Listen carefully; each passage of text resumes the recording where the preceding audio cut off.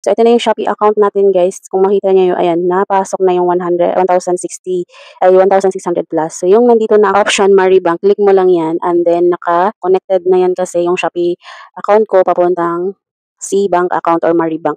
So, ayan, click mo lang po yung Save to Maribank. Ayan, from Shopee Pay. Ayan, mapupunta na po yan sa iyong C-Bank or Maribank account. Ganun lang po kadali yan. I-enter mo lang po yung amount.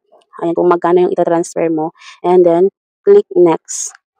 Ayan. So, ayan, nakapag-transfer na tayo sa ating C-Bank. Nga po pala, again, kung wala pa kayong C-Bank account, pwede kayong mag-download kayo. Maglalagay ako ng link dyan sa description or sa comment box. Ayan. Or pwede nyo rin i-enter yung referral code. Kasi kapag nag-register kayo gamit ang ating referral code, may 150 kayo pesos. Ayan, 150 pesos.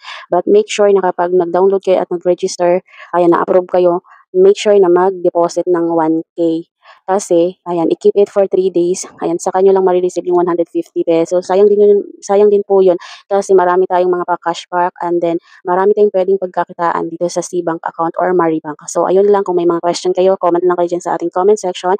Ayan, thank you for watching. See you in our next video. Please like and share. Bye!